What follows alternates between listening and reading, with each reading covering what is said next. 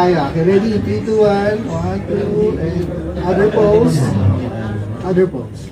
1, 2, okay. Last pose. 1, 2. Gusto ko yan.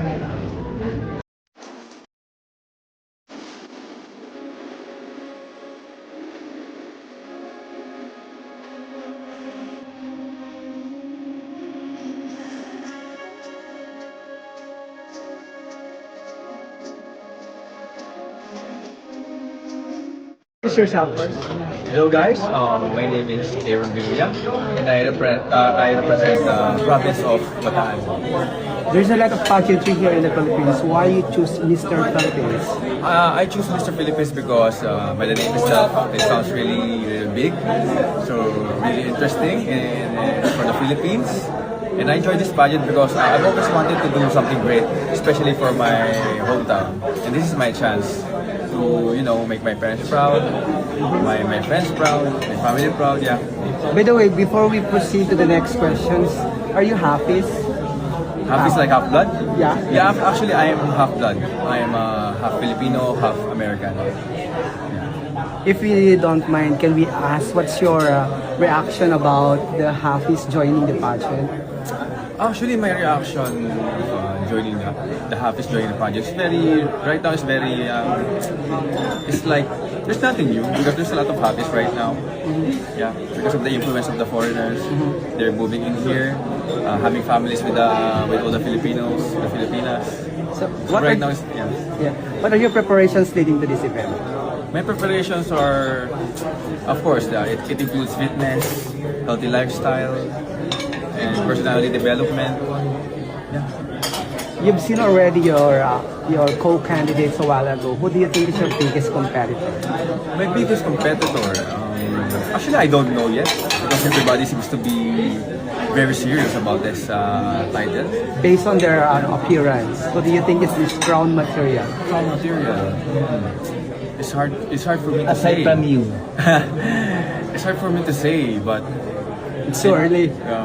It's too early to say. Yeah, it's too early to say. So what I can say right now, just let's see at the end who's gonna get the title. Okay. Lastly, invite your friends, your fans, or your family to support you to this competition. Yeah, I'm inviting everyone, especially my kababayas in Bataan, join me in this competition. This is our laban natin to lahat. So come join me and let's watch the show. And hopefully you can support me with the voting. Do you have your social media? Promote your social media. My TikTok is named Antonio Smith, Facebook Antonio Smith for my screen social medias, and also have the Aaron Vinuya platform, Aaron Vinuya Facebook account, and my IG is that Aaron Wells. Thank you so much and good luck. Thank you so much. Okay, go. Hi, my name is Francis Vega and I'm representing Manila City. Okay, Francis, now the contract is done, so wala lang atrasan to. So, Yes, wala. ano yung mga preparation mo para sa competition? So para sa akin, ang preparation ko para sa competition na to ay personal, mental, and personal growth.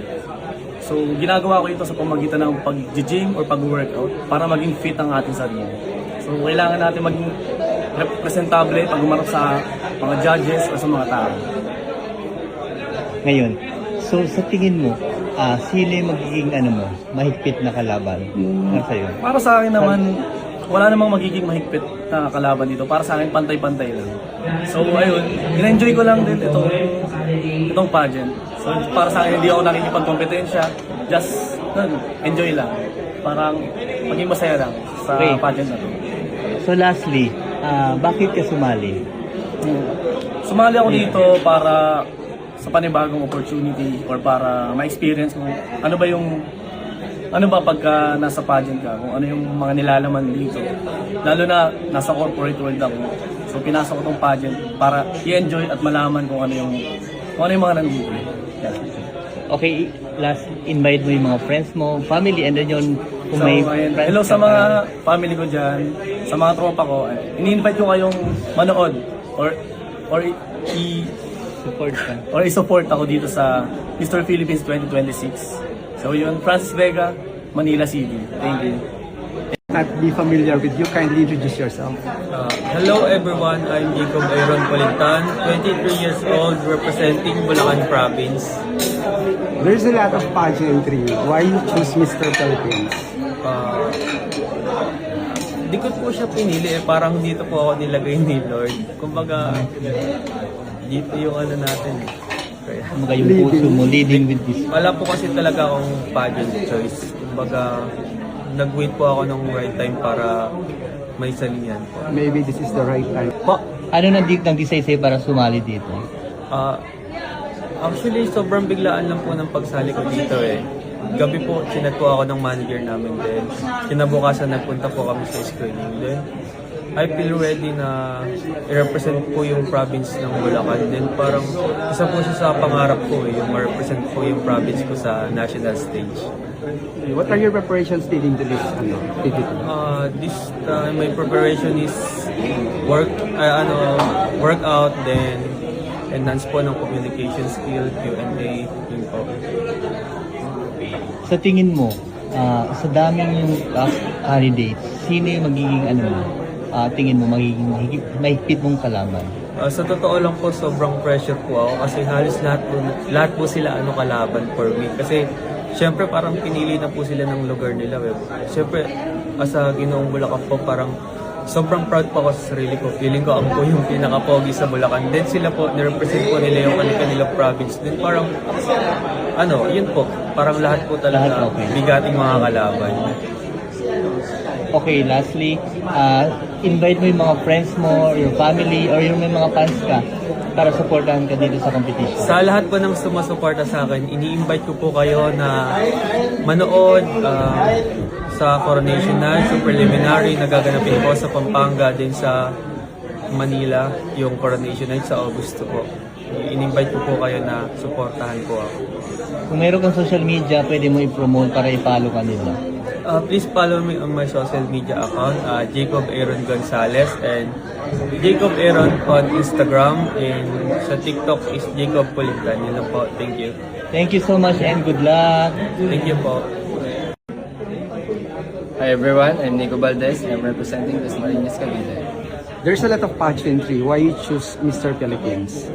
Actually, kaya ako sumali ng Mr. Philippines, sinabi siya sa akin na try mo mag-pageant dito sa mga.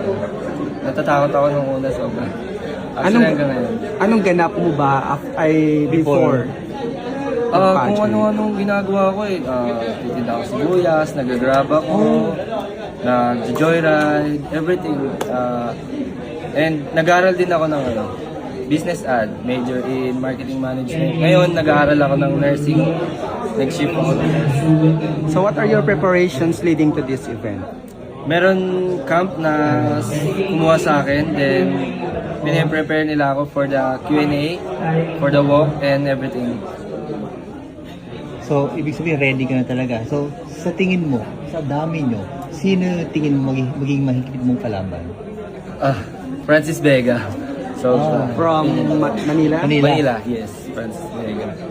And si Daddy, basta. What do you think is your asset or your edge in this competition? Shit. Yeah. Ewan ko, yung cute face ko siguro. Face card, no? Face card. Feeling ko. Okay, lastly na lang, invite mo yung mga friends, yung family, o yung may mga fans ka para supportahan ka sa pageant na to. Hi everyone, please support me in Mr. Philippines 2026. Sana samahan niyo ako sa pageant na ito. This is my first time actually na sumali sa pageant. Please support me. Meron kang social media? Yes, follow me on my social media. I'm Nico Valdez. Thank you, Nico, Thank and you. congratulations and good luck. Thank you. Hello everyone, my name is Patrick C, representing Caloocan City. Please support me and vote for me this Mr. Philippines 2026. Thank you so much po. There's a lot of pageantry here in the Philippines. Why Mr. Philip? First time po talaga sumali ng pageantry. Trinay ko at sana magustuhan ko tsaka maging happy ako sa magiging outcome or ayun po. So, what is your preparation? Preparation. Wala po talaga akong preparation eh. Talagang sarili ko lang po talaga. Tsaka dala ko lang po talaga yung ano ko, balls. Nakita mo yung mga co-candidates mo. So ano yung tingin mo yung maging advantage mo or maging age laban converse? Advantage ko siguro dahil medyo may name na yung name ko, Patrick C. Medyo kilala na kasi nagti-TikTok ako dati. Tsaka ang dami ko na rin ginawang mga kakaiba. Ayun po. And disadvantage, mga gwapo sila tsaka mas confident sila. Kasi ako nga first time kong sumali ng pageant, sila hindi na first time. Kaya more on mas may experience sila kaysa sa akin. Seeing them on stage, who do you think is your biggest competitor? As of now, wala po talaga kasi day 2 pa lang namin mag-meet. And then, looking their appearance, sino sa tingin mo yung parang may crown material? Tingin ko lahat kasi mahirap mag-underestimate eh. Kasi syempre, ang daming gwapo, ang daming mas confident. Ayun, tsaka mas mga tindig nila, maganda. Given the chance na magkaka-crown ka, ano yung fit na crown for you? Yung ini-aim mo? Nakalimutan ko yung yung mga crowns eh. Pero sana magka-crown. Kung ano man yung ibigay, ayun po. Kung wala sa pageantry si Patrick, nasaan siya? Nasa content creation pa rin. Content creation, yan, reels, live stream, yellow basket sa TikTok. Sample naman ng TikTok dance mo. TikTok dance? Ano ba? Ganun lang. Hey.